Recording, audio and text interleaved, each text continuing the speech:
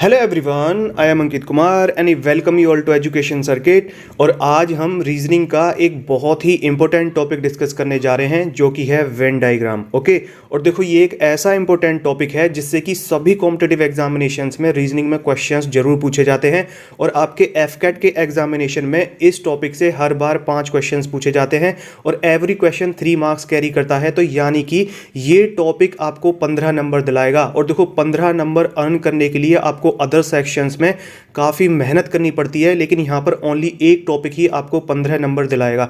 Okay, देखो ये topic only आपके एफकेट एग्जामिनेशन के लिए ही इंपॉर्टेंट नहीं है, बल्कि ये आपके एसएसबी में जो सबसे पहला वाला टेस्ट होता है जो कि होता है ऑफिसर्स इंटेलिजेंट रेटिंग टेस्ट, उसमें भी इस टॉपिक से क्वेश्चन जरूर पूछे जाते हैं। And not only from this topic but ये रीजनिंग के जितने भी हम टॉपिक्स कवर कर रहे हैं इस सीरीज में, इन सभी टॉपिक से आपके ओआईआर में क्वेश्चंस पूछे जाएंगे। तो यानी कि रीजनिंग की जो ये सीरीज है ये बहुत ही इंपॉर्टेंट है, not only for your AFCAT examination but for your SSB interview also, right. उसमें जो ओआईआर टेस्ट होगा उसमें ये रीजनिंग ही होती है ज़्यादा। तो आज हम देखेंगे कि जब भी हमारा वेन डायग्राम के क्वेश्चन से सामना हो तो हमारी राइट अप्रोच क्या होनी चाहिए, क्या स्टेप्स हमको फॉलो करने चाहिए, क्या चीज़ देखनी चाहिए और कैसे देखनी चाहिए, जिससे कि हम कुछ सेकंड्स में ही अपने फाइनल आंसर तक पहुंच जाएं। ओके, ये सभी ट्रिक्स एंड टेक्निक्स हम आज के इस लेक्चर में देखेंगे। और देखो इस टॉपिक को हमें क्विज की फॉर्म में कवर करेंगे, ठीक है, एमसीक्यू फॉर्म में कवर करेंगे। जैसे आपके एग्जाम में क्वेश्चंस होंगे बिल्कुल उसी तरीके से करेंगे। तो आप अपना आंसर कमेंट बॉक्स में जरूर लिखना मेरे एक्सप्लेनेशन से पहले। और जैसे ही क्विज एंड होता है तो क्विज के एंड होने पर आपको अपना टोटल स्कोर भी लिखना है, लाइक 15 में से यदि आपके 12 मार्क्स हैं तो 12/15। इससे आपको ये पता चल जाएगा कि आपकी तैयारी कैसी है और आप क्या मिस्टेक्स कर रहे हैं। ओके, और फिर मैं तो एक्सप्लेन करूंगा ही, तो उससे आपकी जो गलतियां होंगी वो सुधर जाएंगी, राइट। तो आज हम देखेंगे कि इस टाइप के क्वेश्चंस को हमको किस तरीके से सोल्व करना चाहिए। चलिए शुरू करते हैं, पहला क्वेश्चन देखते हैं। देखिए क्वेश्चन नंबर 1 है, इसमें इसने क्या दिया हुआ है, स्विमर, डॉक्टर एंड इंजीनियर। देखो क्वेश्चन क्या होता है कि इसमें ये 3 सर्कल दिए हुए होते हैं। एक सर्कल रिप्रेजेंट करता है किसी एक क्लास को, दूसरा करता है किसी दूसरी क्लास को, तीसरा करता है किसी तीसरी क्लास को। तो यानी कि इन 3 सर्कल्स में से एक सर्कल रिप्रेजेंट कर रहा है स्विमर्स को, एक कर रहा है डॉक्टर्स को और एक कर रहा है इंजीनियर्स को। ओके, तो क्वेश्चन में इस तरीके से 4 ऑप्शंस दिए हुए होंगे और आपको ये चूज करना है, ये सेलेक्ट करना है अपने कॉमन सेंस को इस्तेमाल करके कि इनमें से ये जो 3 सर्कल्स हैं ये एरियाज को बिलोंग करेंगे। तो आपको इनमें से जो मोस्ट अप्रोप्रिएट आंसर होगा, जो इनकी कंडीशंस को सेटिस्फाई कर रहा होगा, वो आपको आंसर फाइंड आउट करना है। ओके, अभी देखो क्वेश्चंस हम देखेंगे, क्वेश्चन जब हम सोल्व करेंगे उससे आपको ये और अच्छे से समझ आएगा, राइट। तो चलिए देखते हैं, इस क्वेश्चन को सोल्व करते हैं। देखो क्वेश्चन में ये 3 टाइप के लोगों की बात कर रहा है, एक तो है स्विमर, एक है डॉक्टर और एक है इंजीनियर। तो बताओ कोई डॉक्टर स्विमर हो सकता है क्या? हाँ बिल्कुल हो सकता है, वो डॉक्टर भी हो और स्विमिंग भी करता हो। कोई इंजीनियर स्विमर हो सकता है क्या? हाँ बिल्कुल हो सकता है, वो इंजीनियर है और स्विमिंग भी करता हो। लेकिन कोई डॉक्टर इंजीनियर हो सकता है क्या? ये नहीं हो सकता बेटा, ये बिल्कुल भी नहीं हो सकता है। देखो डॉक्टरी की पढ़ाई अलग होती है और इंजीनियरिंग की पढ़ाई अलग होती है, डॉक्टर बायो वाले और इंजीनियर मैथ वाले। ओके, तो ये दोनों एक दूसरे के साथ में कोई भी कॉमन एरिया कवर नहीं करेंगे, राइट। और देखो ये तीनों सर्कल्स इन तीनों की कैटेगरीज को रिप्रेजेंट कर रहे हैं। तो यानी कि कोई भी डॉक्टर इंजीनियर नहीं हो सकता है और कोई भी इंजीनियर डॉक्टर नहीं हो सकता। लेकिन हाँ, इंजीनियर और डॉक्टर दोनों स्विमर हो सकते हैं, दोनों तैरने वाले हो सकते हैं, लेकिन डॉक्टर और इंजीनियर एक दूसरे के साथ में कॉमन नहीं रख सकते। ओके, तो देखो इससे हमको क्या पता चला कि ये सर्कल जो डॉक्टर को रिप्रेजेंट करता है और ये सर्कल जो इंजीनियर को रिप्रेजेंट करता है, ये दोनों एक दूसरे को कट नहीं करेंगे। ओके, तो चलिए ऑप्शंस में देखते हैं। देखो ऑप्शन नंबर 1 में कोई 2 सर्कल एक दूसरे को कट कर रहे हैं क्या? नहीं, ठीक है। ऑप्शन नंबर 2 में कर रहे हैं, हाँ कर रहे हैं। तो देखो ये वाला ऑप्शन तो नहीं होगा। कोई भी डॉक्टर इंजीनियर नहीं होगा और कोई भी इंजीनियर डॉक्टर नहीं होगा। माना ये डॉक्टर को रिप्रेजेंट कर रहा है और ये इंजीनियर्स को रिप्रेजेंट कर रहा है, तो ये वाला जो एरिया है ये किसको रिप्रेजेंट कर रहा है? ये उनको रिप्रेजेंट कर रहा है जो डॉक्टर्स इंजीनियर्स भी हैं। तो बताओ बेटा डॉक्टर्स इंजीनियर्स हो सकते हैं क्या? नहीं, तो ये वाला ऑप्शन तो नहीं होगा, ये हुआ एलिमिनेट, ठीक है। ऑप्शन नंबर सी देखते हैं। देखो इसमें तो एक सर्कल दूसरे के अंदर आ रहा है, राइट, बाकी के 2 तीसरे के अंदर आ रहे हैं। तो इसका मतलब जो डॉक्टर हैं वो इंजीनियर हैं, या तो सारे डॉक्टर्स इंजीनियर्स हैं या सारे इंजीनियर्स डॉक्टर हैं। तो बताओ ऐसा हो सकता है क्या? नहीं हो सकता, ये भी कंप्लीटली ब्लदरिंग है। So this will also be eliminated. Option number 4 में देखते हैं। देखो कुछ डॉक्टर्स इंजीनियर्स हो सकते हैं, ठीक है, ये कह रहा है कि कुछ डॉक्टर्स इंजीनियर्स हो सकते हैं। माना ये डॉक्टर्स हैं और ये इंजीनियर्स हैं, तो ये एरिया शो कर रहा है कि वो डॉक्टर्स जो इंजीनियर्स हैं। तो बताओ डॉक्टर्स इंजीनियर्स हो सकते हैं हैं क्या? नहीं हो सकते। So this option is also eliminated. देखो 3 ऑप्शन एलिमिनेट हो चुके हैं, तो कौन सा ऑप्शन बचा है? Option number A, this will be our correct answer. देखो देखते हैं कि ये सही भी है या नहीं। देखो क्या बोल रहा है कि एक सर्कल है ये डॉक्टर्स का, एक है इंजीनियर्स का और एक है स्विमर्स का, राइट। तो देखो डॉक्टर और इंजीनियर एक दूसरे को इंटरसेक्ट नहीं कर सकते, तो इसको सेटिस्फाई कर रहा है, बिल्कुल सही बात है। और ये है स्विमर्स का। तो इसमें देखो वैसे तो कायदे में यदि हम रियल लाइफ में देखें तो डॉक्टर्स और इंजीनियर्स दोनों स्विमर्स हो सकते हैं, लेकिन हमको most appropriate answer find out करना है। लेकिन ऐसा कोई जरूरी थोड़ी कि वो स्विमर्स होंगे ही होंगे। ये बात कर रहा है ऐसे डॉक्टर्स और इंजीनियर्स की जो स्विमर नहीं है, राइट। तो ये वाला जो ग्रुप होगा ये स्विमर्स का ग्रुप है। तो इनमें से मोस्ट एप्रोप्रिएट आंसर कौन सा है? Option number 1। तो बताओ इस तरीके से हमको ये सोल्व करना है, कोई डिफिकल्टी है क्या इसमें? देखो ट्रिक क्या है, आपको तरीका क्या फॉलो करना है, आपकी जो स्टेप्स होने चाहिए वो क्या होने चाहिए। सबसे पहले इनके बीच में रिलेशन फाइंड आउट करो। देखो आपकी अप्रोच क्या होनी चाहिए कि इनमें से कुछ ऐसी चीजें सेलेक्ट करो जो एक दूसरे के साथ में या तो जरूर हो रहे हो, जरूर मैच कर रहे हो, या एक दूसरे के साथ में बिल्कुल भी मैच नहीं कर रहे हो, ठीक है। तो उससे हम फिर इन ऑप्शंस को एलिमिनेट करेंगे और हम बड़े आसानी से अपने फाइनल आंसर तक पहुंच जाएंगे। अभी देखो घबराओ मत, और क्वेश्चंस हम सोल्व करेंगे इसमें, तो आपको इसका कॉन्सेप्ट बहुत अच्छे से क्लियर हो जाएगा। मैं बड़े कॉन्फिडेंस के साथ में बोल रहा हूं। यदि आपने ये सारे क्वेश्चंस अटेम्प्ट कर लिए तो ये वेन डायग्राम का कोई भी क्वेश्चन आपका मिस नहीं होगा। इसका कॉन्सेप्ट बिल्कुल क्रिस्टल क्लियर हो जाएगा। ओके, आपको बहुत अच्छे से एक्सप्लेन करके मैं बताऊंगा। तो जब आप इसके क्वेश्चंस को लगाओगे ना तो आपको कोई भी दिक्कत नहीं होगी। और देखो जितने भी क्वेश्चंस इसमें कवर करे हैं सभी बहुत सोच समझ के अच्छे अच्छे क्वेश्चंस हैं, ऐसी फालतू के क्वेश्चंस नहीं है, अच्छे लेवल के क्वेश्चंस हैं, राइट। चलिए आगे बढ़ते हैं, अगला क्वेश्चन देखते हैं। देखो क्वेश्चन नंबर 2 में क्या दिया हुआ है? Biology, optics and ornithology. तो सबसे पहले तो हमको इन 3 वर्ड्स को समझना है कि इनके बीच में क्या रिलेशन है और इनकी एक दूसरे पर क्या डिपेंडेंसी है। तो देखो बायोलॉजी के बारे में तो आपको पता ही है बायोलॉजी क्या है, और ऑप्टिक्स क्या होता है। ये देखो एक फिजिक्स की ब्रांच है जिसमें हम रेज, ये जो सनलाइट की जो रेज होती हैं इसकी स्टडी करते हैं, क्या रिफ्लेक्शन, क्या रिफ्रैक्शन, किस तरीके से ये इंटरफेरेंस करती हैं, ये सब तरीके, राइट। और ऑर्निथोलॉजी क्या है? देखो ये एक जूलॉजी की ब्रांच है जिसमें हम बर्ड्स का अध्ययन करते हैं, यानी कि ये बर्ड्स की स्टडी करने की एक ब्रांच है। तो ऑर्निथोलॉजी पार्ट है जूलॉजी का और जूलॉजी पार्ट है बायोलॉजी का, ठीक है। तो यानी कि इससे देखो हमको ये पता चल रहा है कि जो ऑर्निथोलॉजी होगा ना ये कंप्लीटली बायोलॉजी के अंडर आएगा। यानी कि एक सर्कल, वो सर्कल जो ऑर्निथोलॉजी को रिप्रेजेंट करेगा वो बायोलॉजी को जो सर्कल रिप्रेजेंट करेगा उसके कंप्लीटली अंदर होगा। और ये जो ऑप्टिक्स वाला सर्कल होगा उसका ये बायोलॉजी वाले सर्कल से कोई भी लेना देना नहीं होगा, राइट। तो हमको क्या पता चला कि ये जो ऑप्टिक्स वाला सर्कल होगा ये किसी के भी साथ में इंटरफेरेंस नहीं रखेगा। तो ये एकदम बिल्कुल आज़ाद, बिल्कुल सेपरेट सर्कल होना चाहिए। देखो कौन से ऑप्शन में है बिल्कुल सेपरेट सर्कल? ऑप्शन नंबर ए में है क्या? नहीं। इसमें देखो ये इंटरफेरेंस रख रहा है, इसमें कॉमन एरिया बना रहा है।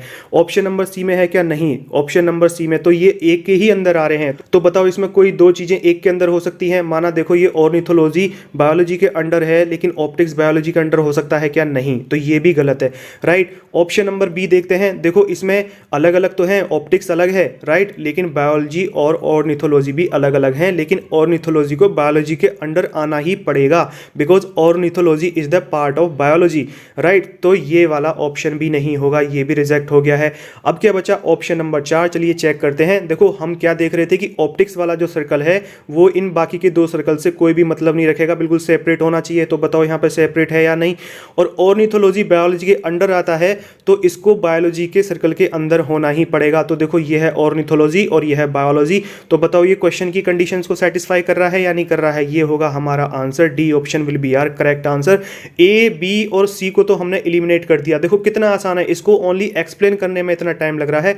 Otherwise when you go to solve this question in examination and while doing practice at your home, so it will not take that much time, it will take hardly 4 to 5 seconds। तो इस तरीके से इन questions को solve करना है, ये tricks and techniques हमको follow करनी है।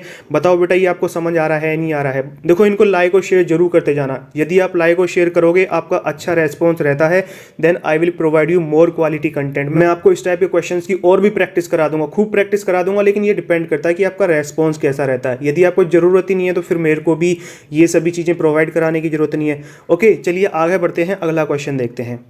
देखो आप अपना आंसर कमेंट बॉक्स में जरूर लिखते जाओ। मेरे एक्सप्लेनेशन से पहले अपना आंसर लिखो, तेजी से क्वेश्चन को सोल्व करो, और फिर जब मैं एक्सप्लेनेशन दूंगा तो आपको फिर वो चीज़ पता चल जाएगी जो आपने गलती करी है, और यदि आप सही थे then your confidence will be boosted. Okay question number 3 देखते हैं। देखो इसने क्या बोला है, मेल फादर एंड टीचर। तो ये क्या बोल रहा है कि इनमें से एक सर्कल रिप्रेजेंट करता है ऑल मेल्स को, एक करता है ऑल फादर्स को और एक करता है ऑल टीचर्स को, राइट। तो देखो इनमें हम देखते हैं कि क्या इनके बीच में रिलेशन लगा हुआ है। तो ये जितने भी फादर्स होंगे ये सभी मेल होंगे, बताओ होंगे नहीं होंगे? कोई मदर मेल हो सकती है क्या? नहीं, सारे फादर मेल होंगे। तो इससे हमको क्या पता चल रहा है कि एक सर्कल दूसरे सर्कल के कंप्लीटली अंदर आएगा। ये बात पक्की है क्योंकि फादर को मेल के अंडर आना ही पड़ेगा। ओके, और जो ये टीचर हैं, बताओ ये टीचर ओनली मेल हो सकते हैं क्या? ये मेल भी हो सकते हैं, फीमेल भी हो सकते हैं, ये फादर भी हो सकते हैं, मदर भी हो सकती हैं, या अनमेरिड भी हो सकती है, आंट भी हो सकती है। There is a lot of possibilities. तो देखो हमको क्या चीज लेके चलनी है कि एक सर्कल को दूसरे सर्कल के अंदर आना ही पड़ेगा। तो इसको हम चेक करेंगे और देखो इससे हमारे ऑप्शंस एलिमिनेट होंगे। देखो ऑप्शन नंबर 1 में एक सर्कल दूसरे के अंदर है क्या? नहीं, तीनों इंडिपेंडेंट है, तो ये हमारा आंसर होगा क्या? नहीं। ऑप्शन नंबर बी में देखते हैं, देखो ऑप्शन नंबर बी में एक सर्कल दूसरे के अंदर है, हाँ बिल्कुल सही है। अब तीसरे को देखेंगे, तीसरे में भी है, चौथे में भी है, अरे तीनों में है। तो अब हमको ये एक और कंडीशन फिर चेक करनी पड़ेगी, ये टीचर वाली भी हमको चेक करनी पड़ेगी। टीचर वाले से हमको ये देखना पड़ेगा कि कौन सी कंडीशन को ये सेटिस्फाई कर रहा है। ओके, तो देखो बेटा टीचर जो होगा वो मेल भी होगा और फीमेल भी होगा, तो यानी कि ये कंप्लीटली सेपरेट तो नहीं होना चाहिए। ये जो मेल वाला सर्कल है बाहर वाला, देखो बाहर वाला जो सर्कल है ये मेल होगा ना, उसके अंदर ये फादर आ रहे हैं, तो ये इसको कट कर रहा होगा, जरूर कट करेगा क्योंकि टीचर कोई जरूरी थोड़ी है कि सारे फीमेल ही होंगे, मेल भी होंगे, राइट। तो ये वाला ऑप्शन होगा क्या? नहीं, ये बोल रहा है कि जो टीचर्स हैं वो सारे मेल नहीं हैं, वो फीमेल हैं। ओके, तो ये वाला ऑप्शन होगा क्या? नहीं। ऑप्शन नंबर डी देखते हैं, ये क्या बोल रहा है कि कुछ टीचर्स मेल्स हैं, ठीक है, कुछ टीचर्स मेल हैं, लेकिन अब तुम ही बताओ क्या फादर टीचर नहीं हो सकते हैं क्या? फादर भी तो टीचर होंगे भाई। माना किसी की अभी जॉब लगी है, फिर उसकी शादी भी होगी, तो वो फादर भी बनेगा, तो फादर बनने के बाद में क्या वो टीचिंग छोड़ देगा? टीचिंग तो वो कंटिन्यू रखेगा ना, तो फादर भी टीचर होंगे। लेकिन ये बोल रहा है कि फादर टीचर नहीं हो सकते, तो बताओ ये हो सकता है क्या? ये भी नहीं होगा। This option is also eliminated. कौन सा ऑप्शन बचा? बी बचा, ये हमारा आंसर होगा, लेकिन इसको भी हम चेक करेंगे, हो सकता है हमने इनको चेक करने में कुछ मिस्टेक कर दी हो। देखो हमको मोस्ट एप्रोप्रिएट आंसर चूज करना है।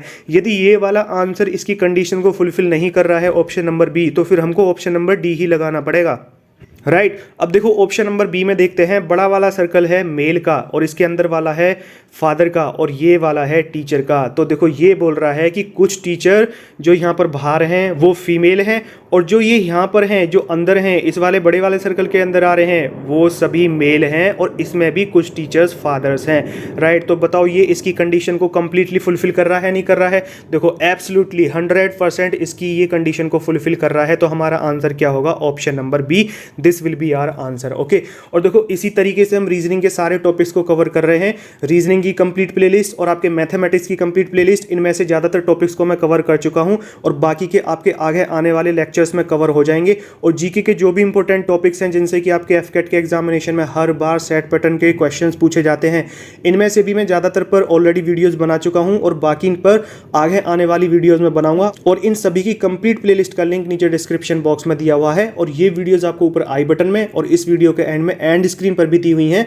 तो आप प्लीज़ इनको जरूर देखना। मैं ओनली वो पार्ट कवर करा रहा हूं जो वेरी वेरी इंपॉर्टेंट है, उससे क्वेश्चन आएगा ही आएगा, ये 100% है। जिन लोगों ने मेरी प्रीवियस ईयर्स में ये क्लासेस कवर की थी, जो मैंने स्ट्रेटजी प्लानिंग बताई थी, उनको पता है कि किस तरीके से क्वेश्चंस आते हैं और कैसे कैसे क्वेश्चंस आए थे जो मैंने लास्ट टाइम कवर कराए थे, राइट। अब चलिए अगला क्वेश्चन देखते हैं। देखो सारे क्वेश्चंस को आप कवर करना, क्योंकि हर क्वेश्चन एक अलग सिनेरियो पर है और आपको इसका कॉन्सेप्ट बहुत अच्छे से समझ आ जाएगा ये सारा क्विज लगा के, ठीक है। चलो अगला क्वेश्चन देखते हैं।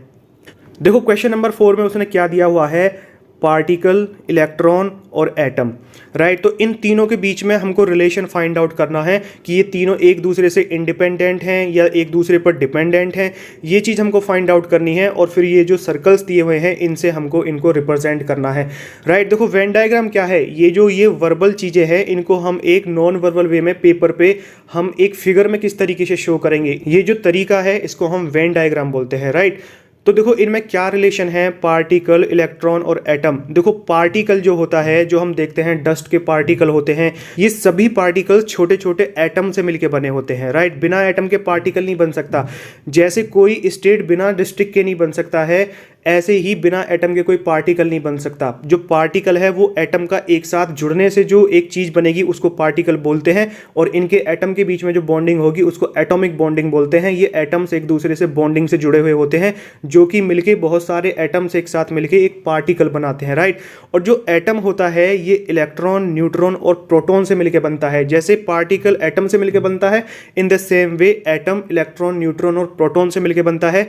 जैसे कि कोई district, city, towns and villages से मिलकर बनता है, इन द सेम वे एक एटम इलेक्ट्रॉन, न्यूट्रॉन और प्रोटॉन से मिलकर बनता है। ये देखो केमिस्ट्री का टॉपिक है, साइंस का टॉपिक है, और ये एटॉमिक स्ट्रक्चर का टॉपिक है।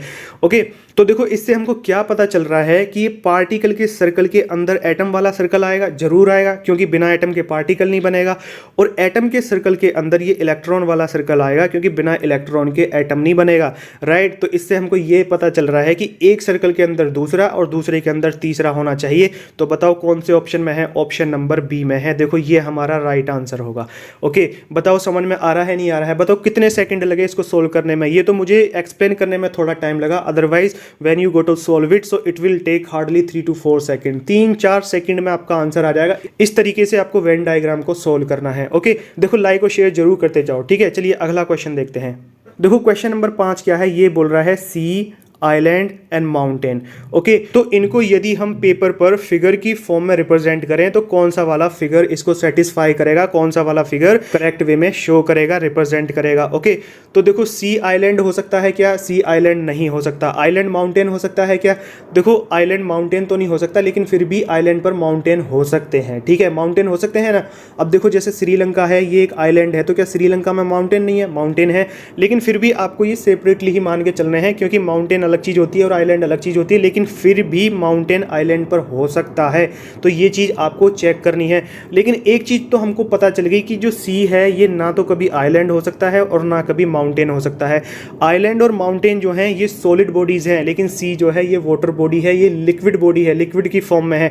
तो बताओ ये लिक्विड आइलैंड और माउंटेन हो सकता है क्या? नहीं। बस हमको एक ऐसी चीज़ यदि मिल जाए ना जो बिल्कुल एकदम कॉन्ट्राडिक्ट कर रही है, जो बिल्कुल मैच हो ही नहीं सकते, उनकी अनबन है, हमको उसे सबसे पहले पकड़ना है और उससे हमको ऑप्शंस को एलिमिनेट करना है। देखो तो सी और आइलैंड यानी कि इन दोनों का जो ग्रुप होगा, इन दोनों का जो सर्कल होगा वो एक दूसरे को कभी भी कट नहीं कर सकता, टच करके ही जाएगा लेकिन कट नहीं कर सकता, ठीक है। बिल्कुल भी कॉमन नहीं हो सकते। तो देखो ऑप्शन नंबर 1 में देखते हैं, देखो इसमें कट कर रहे हैं क्या? नहीं, नहीं कर रहे, ठीक है। तो भाई ये हो सकता है, इसको हम चेक करेंगे। अभी हम आगे वाले देख लेते हैं।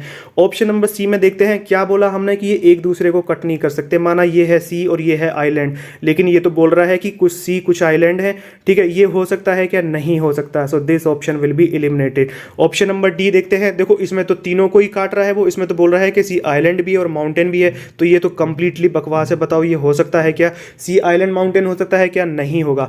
इसमें देखो क्या बोल रहा है, इसमें भी सर्कल दूसरों को काट रहा है, तो बताओ सी आइलैंड और माउंटेन हो सकता है क्या? नहीं हो सकता। देखो एक बार में ही तीनों ऑप्शन एलिमिनेट हो गए हमारे। बस हमको ये देखना है कि हमारे स्टेप्स क्या होने चाहिए, हमारी अप्रोच क्या होनी चाहिए। देखो यही तरीके हैं जो आपको ये भीड़ में जो कंपटीशन है ना, इस कंपटीशन में आपको भीड़ में से निकाल कर आगे लेके जाएंगे, राइट। मैंने जो 248 स्कोर किया था, जिसके ऊपर मैंने एक सेपरेट वीडियो भी बनाई है कि मेरी इसमें क्या स्ट्रेटजी और प्लानिंग थी, यही वो सारे ब्रह्मास्त्र थे which I followed in my attempts and I scored very well. मैंने ओनली 17 दिन की प्रिपरेशन में 248 स्कोर किया था out of 300। Okay, you can imagine. Option number A देखो क्या बोल रहा है कि कोई भी सी आइलैंड नहीं हो सकता है, ठीक है। ये है सी, ये है आइलैंड और ये है माउंटेन, राइट। और कोई भी माउंटेन सी नहीं हो सकता है। तो हमारा आंसर क्या होगा? Option number A will be our answer. अब देखो आपके दिमाग में ये आ रहा होगा कि भाई माउंटेन आइलैंड पर हो सकते हैं, तो वो देखो हम कब करते, हमको मोस्ट एप्रोप्रिएट आंसर लगाना है, राइट। वो देखो कब करते, जब एक तो ये सी वाला बिल्कुल सेपरेट बन रहा होता, ये है सी का, ठीक है, और ये है आइलैंड, और इसमें थोड़ा सा कॉमन आ रहा होता, ये होता माउंटेन का और ये होता आइलैंड का। यदि ये और होता ना इस ऑप्शन में, तो फिर ये ऑप्शन नंबर 1 नहीं होता, ये वाला ऑप्शन आपका राइट आंसर होता। लेकिन आपको अवेलेबल ऑप्शंस में मोस्ट एप्रोप्रिएट लगाना है। तो बताओ क्या ऑप्शन होगा? हमारा आंसर होगा ऑप्शन नंबर 1, ए हमारा आंसर होगा। तो इस तरीके से हमको इन क्वेश्चंस को सोल्व करना है। ओके, चलिए आगे बढ़ते हैं। देखो क्वेश्चन नंबर 6 में क्या बोल रहा है, सॉलिड, पैराफिन एंड जिनोन। तो सबसे पहले तो हमको इनको थोड़ा सा अच्छे से समझना है, इनको स्टडी करना है। सॉलिड क्या है? ये एक स्टेट है, ये एक फॉर्म है किसी भी पदार्थ की, किसी भी एलिमेंट की, उसकी ये स्टेट बता रहा है कि हाँ भाई वो सॉलिड स्टेट में है। और पैराफिन क्या है? पैराफिन एक चीज है जो कि लिक्विड भी हो सकती है और सॉलिड भी हो सकती है। और जिनोन क्या है? जिनोन एक गैस है। देखो ये हम बात कर रहे हैं जनरल फॉर्म में। अब आप बोलो कि भाई जिनोन को तो हम लिक्विड फॉर्म में भी कन्वर्ट कर सकते हैं, तो हाँ इसको प्रेशराइज करके कन्वर्ट तो कर सकते हैं। देखो किसी भी चीज को हम मेल्ट भी कर सकते हैं, फिर हम उसको और फर्दर मेल्ट कर सकते हैं, लेकिन हम बात कर रहे हैं जनरल फॉर्म में। तो देखो इनमें क्या रिलेशन है, ये बता रहा है स्टेट को, और ये बता रहा है ये कोई चीज है और ये भी कोई दूसरी चीज है। तो बताओ जिनोन कभी सॉलिड हो सकती है क्या? नहीं हो सकती। पैराफिन सॉलिड भी हो सकता है और ये लिक्विड फॉर्म में भी हो सकता है। तो यानी कि हमको ये चीज चेक करनी है कि सबसे पहले तो इस जिनोन का एक सेपरेट सर्कल होना चाहिए, बिल्कुल सेपरेट, जो किसी के भी साथ में इंटरफेरेंस नहीं कर रहा हो। चलिए चेक करते हैं ऑप्शंस में। ऑप्शन नंबर ए में बिल्कुल सेपरेट सर्कल है क्या? कोई नहीं है, तो ये कैंसिल हुआ। ऑप्शन नंबर बी में है क्या? हाँ इसमें है, तो इसको हम चेक करेंगे। ऑप्शन नंबर सी में है क्या? हाँ इसमें भी है, इसको भी हम चेक करेंगे। ऑप्शन नंबर डी में है क्या? नहीं, ये बिल्कुल गलत है। बोल रहा है जो जिनोन होगी वो पैराफिन होगी ही होगी और ये सॉलिड भी होगी। ऐसा हो सकता है क्या? नहीं, तो ये तो बिल्कुल बकवास है। अब बचे ऑप्शन नंबर बी और सी। देखो पैराफिन सॉलिड भी हो सकता है और लिक्विड भी हो सकता है, लेकिन ये बोल रहा है कि नहीं पैराफिन ओनली सॉलिड ही होगा। देखो पैराफिन क्या होता है, आपने सुना होगा पैराफिन मोम, ठीक है, ये मोम की तरह, वैक्स की तरह होता है पैराफिन मोम। ओके, तो देखो ये ऑप्शन नंबर सी में बोल रहा है कि पैराफिन सॉलिड ही होगा, लेकिन ऐसा कोई जरूरी है क्या? ये लिक्विड फॉर्म में भी हो सकता है। लेकिन ऑप्शन नंबर बी देखो क्या बोल रहा है, ये है सॉलिड, ये है पैराफिन, ये है जिनोन। ये बोल रहा है कि पैराफिन लिक्विड भी हो सकता है और ये यहाँ पर सॉलिड भी हो सकता है। तो बताओ इनमें से सबसे ज़्यादा एप्रोप्रिएट कौन सा है? Option number B will be our right answer, और सी हमारा गलत हो जाएगा क्योंकि ये बोल रहा है कि पैराफिन ओनली सॉलिड ही होगा। राइट, तो इस तरीके से हमको इस क्वेश्चन को सोल्व करना है। क्या है हमारा आंसर? Option number B.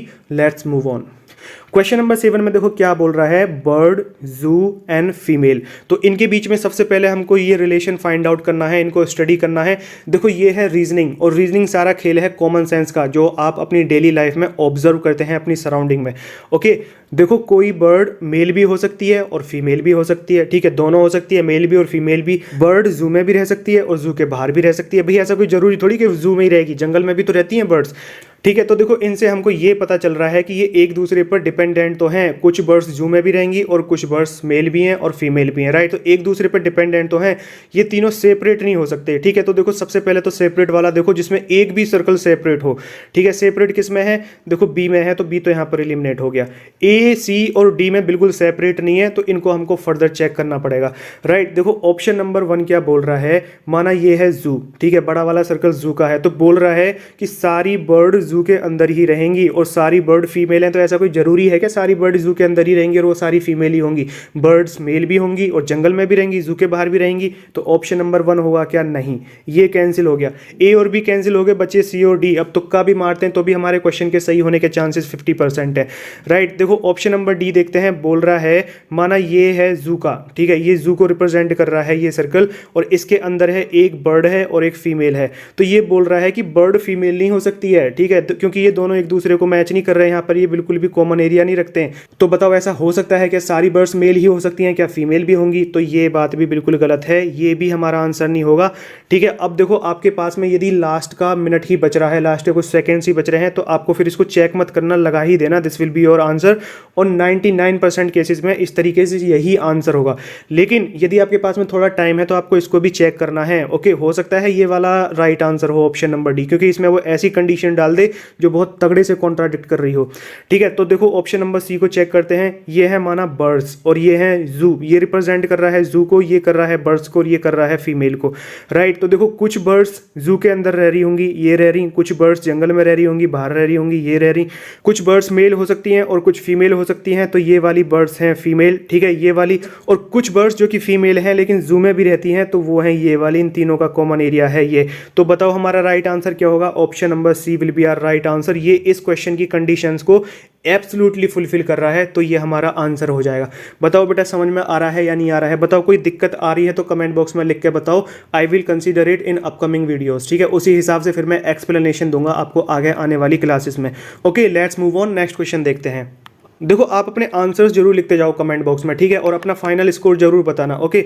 देखो क्वेश्चन नंबर 8 देखते हैं क्या बोल रहा है, बुल, गोट एंड मेल। तो इनसे हमको क्या समझ आ रहा है, एक तो देखो ये जेंडर की बात कर रहा है, मेल और फीमेल, एक तो ये है राइट, एक है बुल और एक है गोट। ओके, अब देखो एक तो जेंडर है और जेंडर के अंदर चाहे वो मेल हो चाहे फीमेल हो राइट। तो देखो यहाँ पर जेंडर की बात कर रहा है और जेंडर कौन सा है, इसने स्पेसिफाई किया हुआ है मेल राइट। तो एक सर्कल से हम मेल को रिप्रेजेंट करेंगे, एक से गोट को और एक से बुल को। अब देखो इनमें से हमको ऐसी चीज फाइंड आउट करनी है जो या तो एक दूसरे पर बिल्कुल डिपेंडेंट हो ही हो, या हम क्या करेंगे कि वो एक दूसरे पर डिपेंडेंट बिल्कुल भी ना हो। इससे क्या होगा, जो मस्ट वाली कंडीशन होगी ना, इससे हम अदर ऑप्शंस को एलिमिनेट कर लेंगे। तो देखो बुल क्या होगा, बुल फीमेल होता है क्या, नहीं, बुल ऑलवेज मेल होता है, ये मेल ही होगा। तो यानी कि एक सर्कल दूसरे सर्कल के अंदर होगा ही होगा, ये बात पक्की है। ठीक है, तो देखो चेक करते हैं, ऑप्शन नंबर 1 में है क्या, हाँ है, सारे में है, चारों में है। तो यानी कि हमको गोट की भी मदद लेनी पड़ेगी, इसका भी हमको इस्तेमाल करना पड़ेगा राइट। एक सर्कल दूसरे के अंदर होगा ही होगा। अब देखो गोट क्या हो सकता है, गोट मेल भी हो सकती है और फीमेल भी हो सकती है। ऑप्शन नंबर 1 चेक करते हैं, देखो ये है मेल और मेल के अंदर ये है बुल और ये है गोट, ये सर्कल रिप्रेजेंट कर रहा है गोट को। तो ये बोल रहा है जो गोट हैं वो कभी भी मेल नहीं हो सकती हैं, वो फीमेल ही हो सकती हैं। तो बताओ फीमेल हो सकती हैं क्या, ओनली मेल नहीं होंगी क्या गोट? तो ये वाला हमारा ऑप्शन होगा क्या, नहीं, ये हमारा एलिमिनेट हुआ, ये नहीं होगा, इसका हुआ टाटा bye bye. Option number B देखते हैं, देखो बोल रहा है ये है मेल का सर्कल, ये मेल को रिप्रेजेंट कर रहा है, ये है बुल और ये है गोट राइट। तो देखो ये बोल रहा है कि ये जो जितनी भी गोट होंगी वो सारी मेल ही होंगी। तो बताओ ऐसा कोई जरूरी है कि सारी गोट मेल ही होंगी, फीमेल नहीं हो सकती क्या, फीमेल भी होंगी। तो ये वाला ऑप्शन भी हमारा एलिमिनेट हुआ।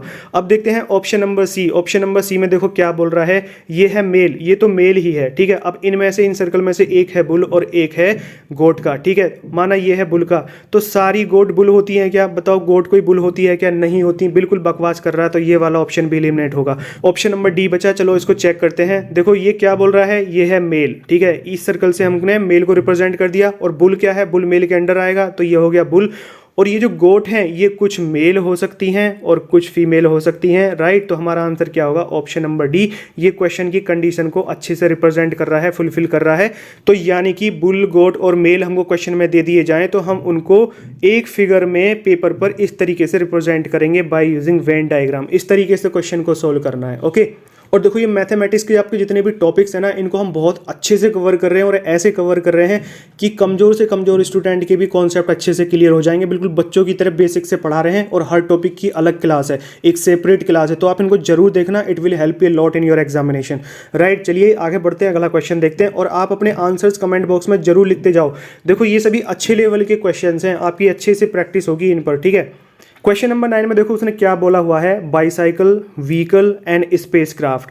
तो यानी कि ये क्या बात कर रहा है, व्हीकल से रिलेटेड बात कर रहा है। और व्हीकल क्या है, व्हीकल एक क्लास है, ओके। और ये बाईसाइकिल और स्पेसक्राफ्ट, अब ये व्हीकल है या नहीं, बताओ बाईसाइकिल व्हीकल है या नहीं। देखो बाईसाइकिल भी व्हीकल है और स्पेसक्राफ्ट भी व्हीकल है। व्हीकल की डेफिनेशन क्या होती है, ऐसा ऑब्जेक्ट जिसके इस्तेमाल से हम कार्गो को वन प्लेस से अनदर प्लेस तक ट्रांसफर कर सकते हैं, ओके, ट्रांसपोर्टेशन के लिए इस्तेमाल कर सकते हैं। तो बताओ बाईसाइकिल से, यानी कि जो हम सिंपल भाषा में बोलें तो साइकिल से क्या हम कार्गो को एक स्थान से दूसरे स्थान तक ट्रांसफर नहीं कर सकते क्या, बिल्कुल कर सकते हैं। स्पेसक्राफ्ट से नहीं कर सकते क्या, बिल्कुल कर सकते हैं। तो यानी कि हमको ये पता चल रहा है कि ये बाईसाइकिल और स्पेसक्राफ्ट ये दोनों ही व्हीकल हैं, तो व्हीकल के सर्कल के अंडर ही आएंगे ये दोनों, ये बात तो पक्की है। तो हमको ये चेक करना है कि दो सर्कल्स एक सर्कल के अंडर जरूर आएंगे, ओके। तो चलिए ये चेक करते हैं। तो चलिए ऑप्शन नंबर 1 चेक करते हैं। देखो एक सर्कल के अंदर दो सर्कल होने चाहिए, तो दो सर्कल हैं क्या, हाँ है। लेकिन देखो बाईसाइकिल कभी स्पेसक्राफ्ट हो सकती है क्या, नहीं हो सकती। बाईसाइकिल कभी हवा में उड़ सकती है क्या, नहीं उड़ सकती, ठीक है। इससे हम स्पेस में जाते हैं क्या, नहीं जा सकते, ठीक है। तो बताओ ये ऑप्शन नंबर 1 होगा क्या, नहीं। ये बोल रहा है कि या तो बाईसाइकिल स्पेसक्राफ्ट हैं या स्पेसक्राफ्ट बाईसाइकिल हैं सारे, तो ये होगा क्या, नहीं, ये एलिमिनेट हुआ। क्या देख रहे हैं हम कि एक सर्कल के अंदर दो सर्कल होने चाहिए। बी को चेक करो, इसमें है क्या, नहीं, इसमें तो तीनों ही इंडिपेंडेंट है, बिल्कुल बाहर है। और यदि हम सी देखें तो देखो इसमें दो सर्कल एक सर्कल के कंप्लीटली अंदर है क्या, नहीं है, तो ये भी हमारा एलिमिनेट हो जाएगा। तो क्या बचा हमारा ऑप्शन, ऑप्शन नंबर डी। देखो ये हुआ बड़ा वाला सर्कल व्हीकल को रिप्रेजेंट कर रहा है, ये कर रहा है बाईसाइकिल को और ये कर रहा है स्पेसक्राफ्ट को। बाईसाइकिल स्पेसक्राफ्ट नहीं हो सकते, लेकिन ये व्हीकल होंगे। तो हमारा फाइनल आंसर क्या होगा, option number D will be our final answer, okay. तो इस तरीके से क्वेश्चन को करना है। चलिए अगला क्वेश्चन देखते हैं। क्वेश्चन नंबर 10 में देखो क्या बोल रहा है, farmer, driver and gender. Okay, यानी कि ये बोल रहा है कि इनमें से एक सर्कल रिप्रेजेंट कर रहा है फार्मर्स को, एक कर रहा है ड्राइवर्स को और एक कर रहा है जेंडर को। तो यदि हम इन तीनों के रिलेशन को by using circles, by using Venn diagram यदि हम पेपर पर रिप्रेजेंट करें तो इनमें से कौन सा डायग्राम इसको सबसे अच्छे से रिप्रेजेंट करेगा। ओके, तो चलिए देखते हैं। सबसे पहले इनका हम रिलेशन देखते हैं। देखो जेंडर की बात कर रहा है तो यानी कि जेंडर में मेल और फीमेल सभी होंगे, ठीक है, मेल और फीमेल दोनों होंगे। अब ये फार्मर मेल भी हो सकता है और फीमेल भी हो सकता है, ड्राइवर मेल भी हो सकता है और फीमेल भी हो सकता है, राइट। और देखो फार्मर एक ड्राइवर भी हो सकता है। अब कोई कहे कि भाई फार्मर ड्राइवर कैसे हो सकता है, तो बताओ फार्मर ट्रैक्टर नहीं चलाते क्या? लेकिन देखो हमको कोई एक ऐसी चीज पकड़नी है जिससे कि हम बाकी के ऑप्शंस को एलिमिनेट कर सकें। तो वो एक चीज क्या है, मस्ट वाली कंडीशन देखनी है। देखो मस्ट वाली कंडीशन क्या है कि ये दोनों जेंडर के अंडर आएंगे, यानी कि जेंडर वाले सर्कल के अंडर आएंगे, यानी कि दो सर्कल एक सर्कल के अंडर कंप्लीटली होंगे। तो देखो कौन से ऑप्शन में है, ऑप्शन नंबर 1 में है क्या? नहीं, दोनों सर्कल एक सर्कल में होने चाहिए, नहीं है। बी में है क्या? नहीं, ठीक है, कंप्लीटली होने चाहिए। इसमें तो देखो बाहर भी जा रहा है तो ये वाला नहीं होगा, ठीक है। सी में है क्या? हाँ सी में है। डी में है क्या? हाँ डी में भी है। अब देखो ऑप्शन नंबर ए और बी तो हम एलिमिनेट कर चुके हैं, बचे सी और डी, इनमें से कोई एक होगा। अब देखो सी क्या बोल रहा है कि फार्मर्स ड्राइवर नहीं हो सकते। अब बताओ बेटा फार्मर्स ड्राइवर नहीं हो सकते क्या? कौन कहता है कि फार्मर्स ड्राइवर नहीं हो सकते? फार्मर्स ट्रैक्टर नहीं चलाते, कार नहीं चलाते, फार्मर्स के पास में क्या कार नहीं होती है? कार भी होती है इनके पास में। तो ये बोल रहा है ऑप्शन नंबर सी के फार्मर्स ड्राइवर नहीं हो सकते। तो बताओ ये वाला ऑप्शन होगा क्या? नहीं, ये भी एलिमिनेट हुआ। बचा क्या हमारा ऑप्शन नंबर डी। लेकिन इसको भी चलो चेक कर लेते हैं। देखो ये बड़ा वाला सर्कल है जो कि रिप्रेजेंट कर रहा है जेंडर को, इनमें से एक कर रहा है फार्मर्स को, एक कर रहा है ड्राइवर्स को। ये है वो फार्मर्स जो ड्राइवर नहीं है, ये है वो ड्राइवर्स जो फार्मर नहीं है, और ये है वो फार्मर्स जो ड्राइविंग भी करते हैं। ओके, तो हमारा आंसर क्या होगा? Option number D, this will be our correct answer. तो इस तरीके से आपका ये वेन डायग्राम का टॉपिक खत्म होता है। इसकी एक और मैं वीडियो लूंगा, एक और क्लास लूंगा, उसमें दूसरे टाइप के जो एक और टाइप के क्वेश्चंस होते हैं उनको हम कवर करेंगे। ओके, एंड आई होप आपको ये वेन डायग्राम का कॉन्सेप्ट बहुत अच्छे से समझ आया होगा, यदि आपने ईमानदारी से सारे क्वेश्चंस को अच्छे से समझा है। हमने सारी पॉसिबिलिटी, जितने भी वेरियस काइंड के सिनेरियोज बनते हैं उनको हमने बहुत अच्छे से कवर किया है। और ये सब चीज़ देखने के बाद में जब आप ये क्वेश्चंस लगाएंगे, प्रैक्टिस जरूर करना, तो आपको क्वेश्चंस को लगाने में कोई दिक्कत नहीं होगी। आई होप आपको ये बात बहुत अच्छे से समझ आई होगी कि हमारी अप्रोच क्या होनी चाहिए, क्या स्टेप्स हमको फॉलो करने चाहिए। देखो क्या करना चाहिए, हमको इनको पहले अच्छे से ऑब्जर्व करना चाहिए और हमको ऑप्शंस को एलिमिनेट करना है। तो पहले हम मस्ट वाली कंडीशन देखेंगे, मस्ट वाली जो बिल्कुल भी एग्री नहीं कर रही हो, ठीक है, तो उससे हम ऑप्शंस को एलिमिनेट करेंगे। बड़े आसानी से हमारे ऑप्शंस एलिमिनेट होते हुए चले जाएंगे। ओके, और उससे हम बहुत तेजी से कुछ सेकंड्स में ही, within a few seconds we will reach to our right answer. Okay, इस तरीके से क्वेश्चंस को करना है। आगे आने वाली वीडियोस में हम इसी टाइप के टॉपिक्स कवर करेंगे, reasoning, math, English and GK. Okay, और जितने भी इंपॉर्टेंट टॉपिक्स हैं हम उनको ऑलमोस्ट सभी को ही एग्जाम से पहले कवर कर लेंगे, तो आपको कोई भी लेक्चर मिस नहीं होना चाहिए। और इस वीडियो को आप प्लीज लाइक और शेयर जरूर कर दीजिए। Okay, so keep on studying, don't leave any stone unturned, and I am with you people in your preparation. Okay, so all the very best for your written examination and SSB interview, and that's all for today. Bye for now.